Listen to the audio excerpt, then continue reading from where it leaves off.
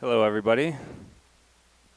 That was a good sort of intro, actually, to what I'm going to be talking about today. And agree, ZK is the end game. Quickly, ZK solves data validity. That's why it's the end game.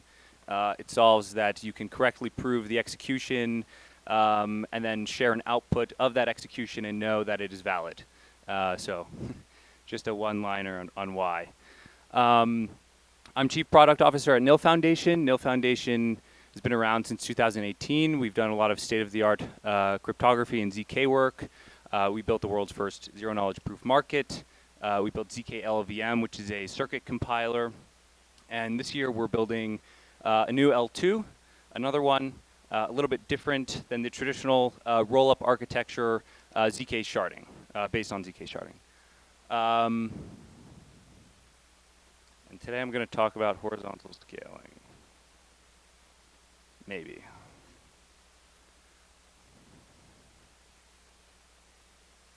Okay, this doesn't work. I'm assuming most people are familiar with the rollup-centric roadmap of Ethereum, so I'm not going to spend too much time, but generally speaking, Ethereum opted to offload execution and sort of scaling execution to rollups.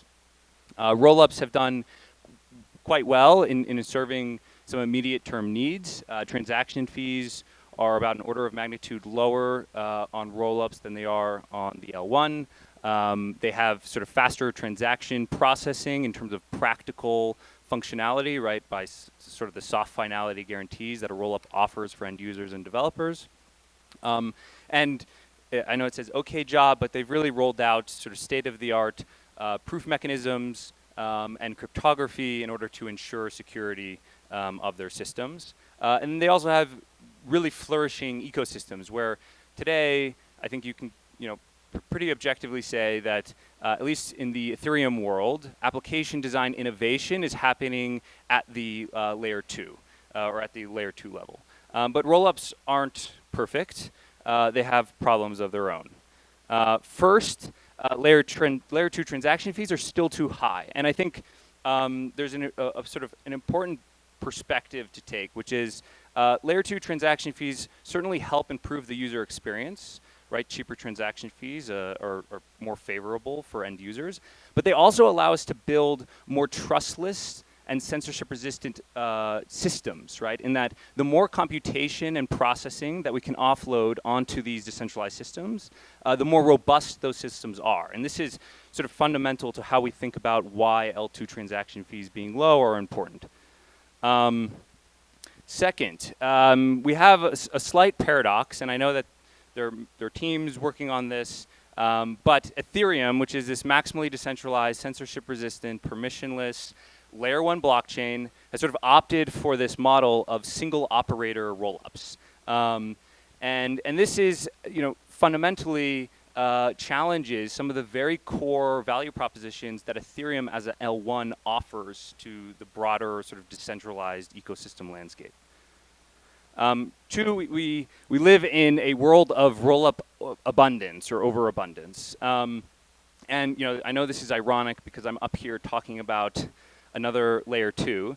But this, ultimately, makes the user or the developer experience really difficult, right? There's a number of decisions that a developer needs to make before just deploying their application. And I think, I know we're sort of an Ethereum maximalist company, but there's a lot of merit to what the integrated blockchains have been able to deliver, right? And sort of offloading this burden of thinking about infrastructure for application developers, and application developers can just deploy an application, right? And they know that the scaling is going to happen behind the scenes, and they can focus on building a great user experience. And finally, and this is the problem that I'm going to spend a little bit more time talking about, is we have this sort of like metaphorical bleeding out across Ethereum L2s around state fragmentation.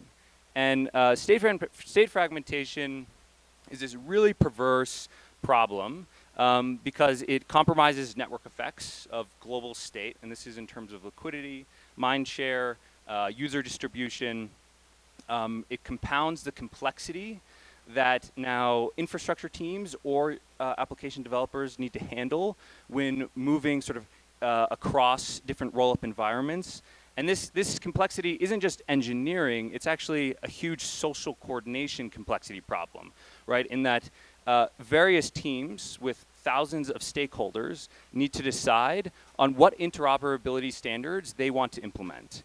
And finally, it's worse. It's a worse developer experience.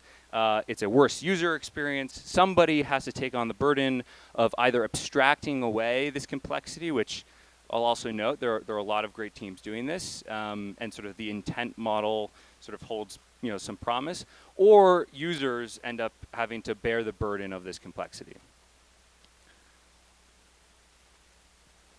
And to revisit our Monty Python theme, if you're familiar with this scene, we think that fundamentally state fragmentation has been miscategorized as an interoperability problem. It's not an interoperability problem, it's a scaling problem.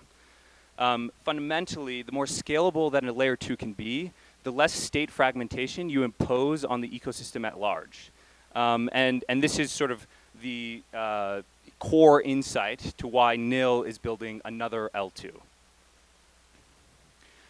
So I know we just had Daniel talk a little bit about how do you scale a blockchain.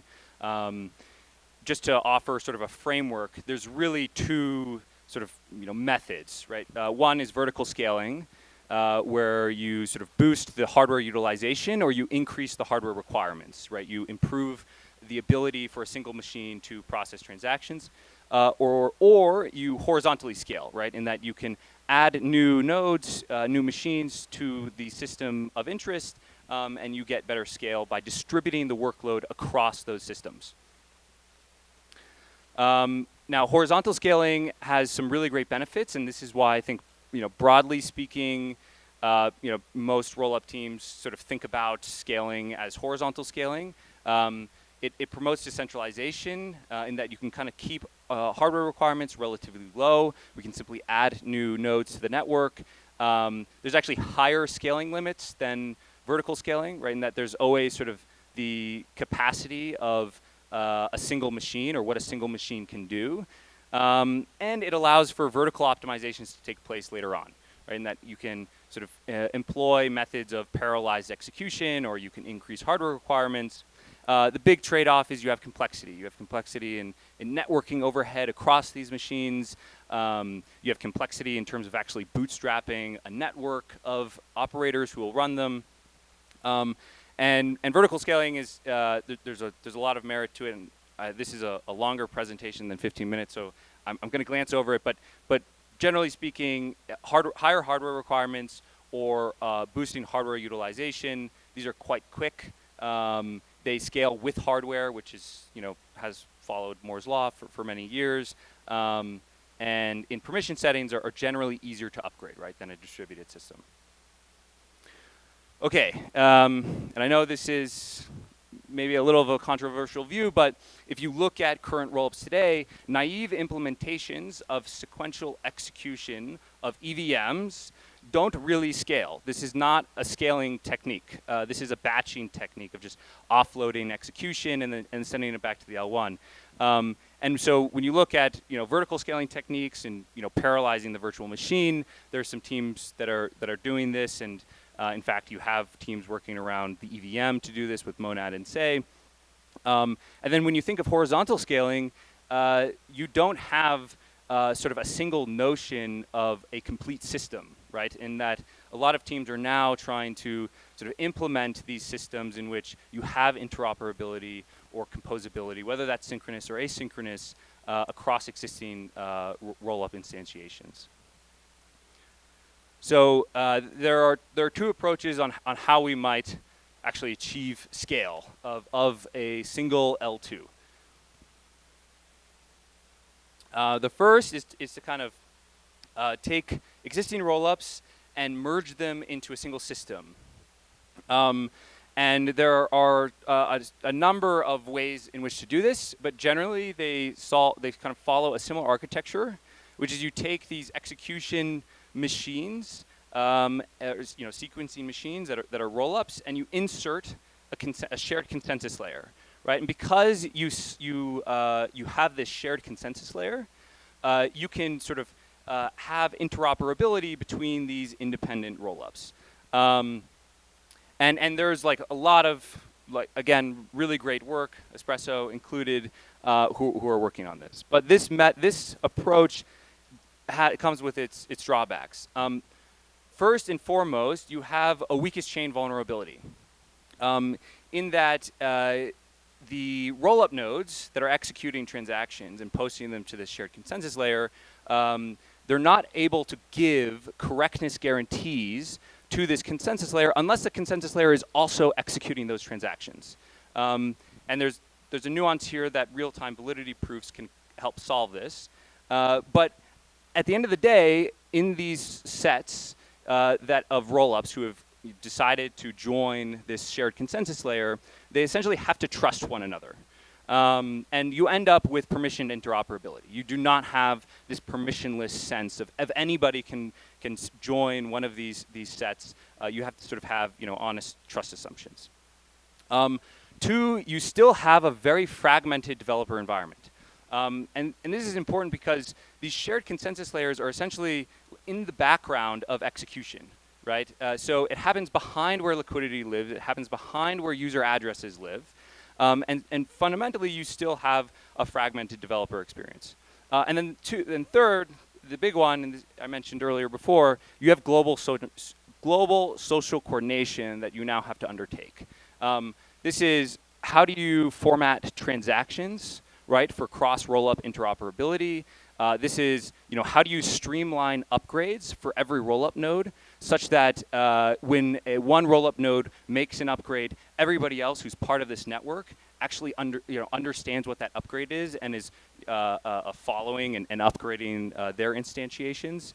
And then you also, in some cases, have really beefy validator nodes at the consensus layer who are essentially running rollup nodes for every other rollup that's participating in this sort of shared consensus layer. So the alternative might be, how do we actually start fresh and think like first principles, knowing that single instantiations of naive EVMs doesn't really scale.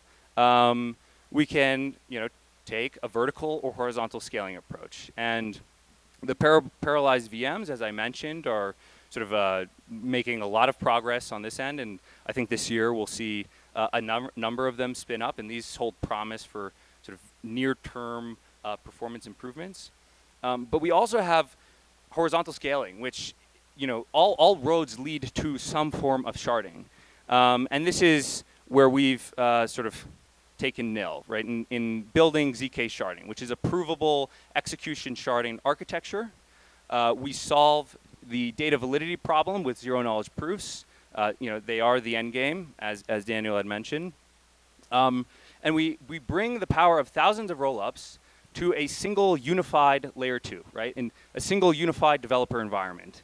And we get the benefits of horizontal scaling, but we also get a really interesting design space for the protocol, in which we can optimize how resources are allocated to particular pieces of state based on the demand that those pieces of state have, right? And this is because we're not putting the onus on the developer to decide what infrastructure they want to run or what kind of server they want to run, but we actually internalize that complexity at the protocol level.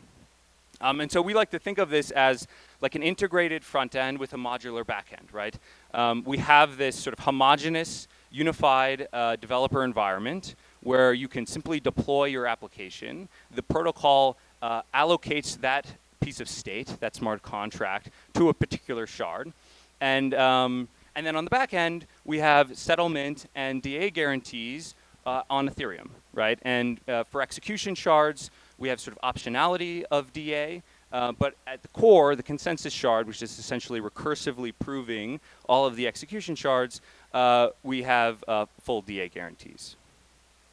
And to the point of sort of dynamically allocating resources, we're able to sort of work on dynamic sharding, right? And this is, in essence, the ability for the protocol to split and merge shards based on the load that a particular piece of state has, right? And this becomes this very complex sort of optimization problem, but one at the limit allows us to more properly allocate resources across the network.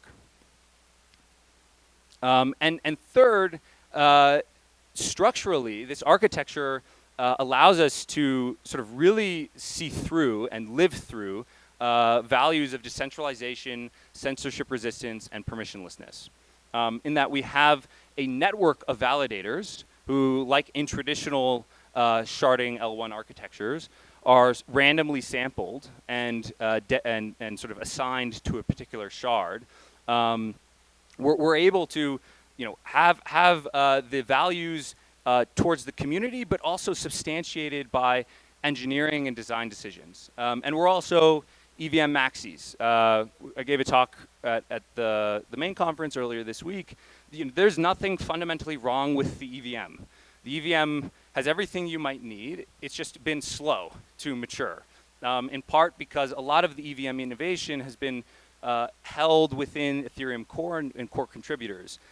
There are things like parallelizing the virtual machine, adding new opcodes or support for signature or new types of signatures or hash functions or elliptic curves, but also enabling async communication, which is where we focus. So we're EVM maxis through and through. And sharding is dead, long live sharding. Thank you. We're going to bring a team on bringing an alternative virtual machine and an optimistic roll-up at that. So we're going to be welcoming João Garcia to the stage. And we're working through just download. There's some issues with the Wi-Fi, so we're just working through getting the slides up. Take a couple minutes and we'll get rolling.